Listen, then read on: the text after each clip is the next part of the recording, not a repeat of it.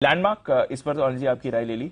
अब सूला, ये जो आईपीओ खुल रही है, काफी समय से हमें पता था ये आईपीओ आने वाला है, फाइनली अभी आईपीओ आ चुका है। कल पहले दिन करीब 28% सब्सक्रिप्शन मिला। इस पर आपकी क्या राय है? दीप, सिमिलरली जो राय लैंडमार्क कार्स पर है वही यहाँ पर भी है। आपको अप्लाई करना है लॉन्ग टर्म के लिहाज से, ठीक है। और दूसरा तरीका ये कि आप लिस्टिंग के बाद भी खरीद सकते हैं। बेहतर तरीका ये है कि थोड़ा अभी अप्लाई कर ले और अगर नीचे लिस्टिंग मिले तो और ऐड कर ले। और वजह साफ है कि हाल ही में जो आईपीओ आए हैं, इर्रेस्पेक्टिव ऑफ क्वालिटी, लिस्टिंग उतनी दमदार हो नहीं रही। तो सिर्फ आप शॉर्ट टर्म का इरादा रखते हैं तो पैसा ना लगाएं, थोड़ा आप मीडियम लॉन्ग टर्म का व्यू रखेंगे और उसके बाद अगर लिस्टिंग बढ़िया मजबूत हो जाए, अच्छी बात है, पैसा बन गया तो क्या दिक्कत है। लॉन्ग टर्म सोचकर शॉर्ट टर्म में पैसा बन जाए तो बेहतर है। बिल्कुल। शॉर्ट टर्म सोचे ना बने तो फिर दिक्कत है। इसलिए आप थोड़ा अप्लाई करें, थोड़ा लिस्टिंग के बाद अगर नीचे मिले तो खरीदने की जगह रखें। अब बता दूं इस कंपनी के बारे में अच्छा क्या है। प्रोमोटर्स जो सामंत फैमिली है, मजबूत है, अनुभव है इस पूरे बिजनेस का। और जैसा कल हमने इंटरव्यू किया भी था मैनेजमेंट का, वो ये पूरा बिजनेस सीख समझकर कैलिफोर्निया से आकर यहाँ उन्होंने इम्प्लीमेंट किया है। तो प्रोमोटर्स काफी अनुभवी हैं। बहुत कम कंपनियां किसी भी बिजनेस में ऐसी होती है जिनका मार्केट शेयर 50% से ज्यादा हो। बिल्कुल। हिंदुस्तान के वाइन मार्केट में जो हिंदुस्तान की कंपनियां जो बनाती है उसमें 52% का मार्केट शेयर रखते हैं, लीडरशिप पोजीशन में है और 4 अलग अलग जो सेगमेंट्स में है।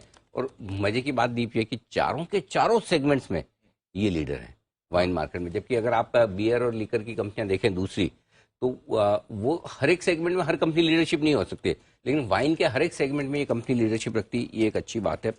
फाइनेंशियल्स में इंप्रूवमेंट साफ दिख रहा है, फ्री कैश फ्लोज हैं, कंपनी मुनाफे में है। तो ये काफी बढ़िया ट्रेंड है जो कंपनी फाइनेंशियली लेकर चल रही है। मार्जिन इंप्रूव हो रहे हैं तो इंप्रेसिव है, अच्छा है, ये एक नजर आएगा। अब आइए जो इस कंपनी के लिए सबसे बड़ी बात हो सकती है वो कंपनी के लिए आगे की ग्रोथ। जिस तरह से लीकर की, अल्कोहल की एक्सेप्टेंस सोसाइटी में बढ़ रही है जी। और जिस तरह से इसका प्रसार हो रहा है, मुझे लगता है कि ग्रोथ बहुत जबरदस्त है इस सेक्टर में। इस सेक्टर को लेकर हम लगातार बुलिश हैं। Yes sir. हम तो यही कहते हैं जो आपको पसंद हो वो खरीदिए, सेक्टर की ग्रोथ है, राइट। सो अच्छी ग्रोथ वाला सेक्टर है जिसका फायदा आगे चलते दिखेगा। 50% मार्केट लीडरशिप होने के बावजूद कोई मतलब बहुत बड़ी ऐसा नहीं कि इनकी लंबी चौड़ी सेल्स है, यानी कि मार्केट ही 1000 करोड़ के आसपास का ही है, करेक्ट। सो अभी भी बहुत कुछ गुंजाइश है इस मार्केट के बढ़ने की। नेगेटिव्स क्या है वो बता दूं।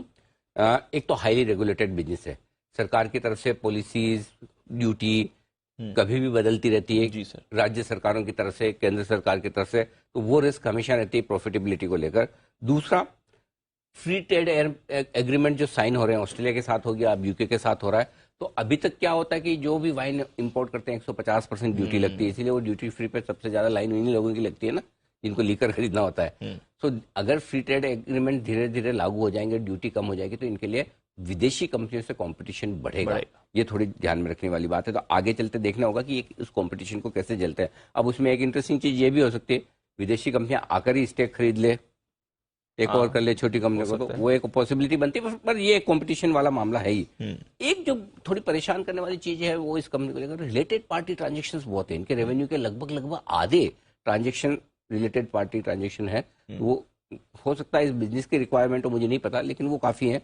वो वैल्यूएशंस रीजनेबल है, न बहुत महंगे न बहुत सस्ते। अगर आप दूसरे लिस्टेड कंपेयर करेंगे तो आपको थोड़े सस्ते नजर आएंगे। लेकिन उस कंपनी की साइज के हिसाब से सस्ते होने ही चाहिए।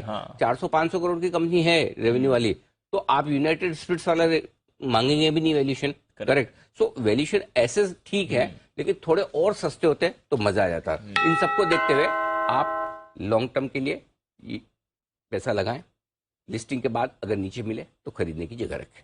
ओके, तो same as landmark cars, long term के लिए आप चाहें तो आईपीओ में अप्लाई कर दीजिए, या फिर एक बार लिस्ट होने दीजिए और फिर अपने रिस्क रिवॉर्ड की तरह आप अप्लाई इस पर कर सकते हैं। तो दोनों आईपीओ पर यही आपकी सलाह रही है।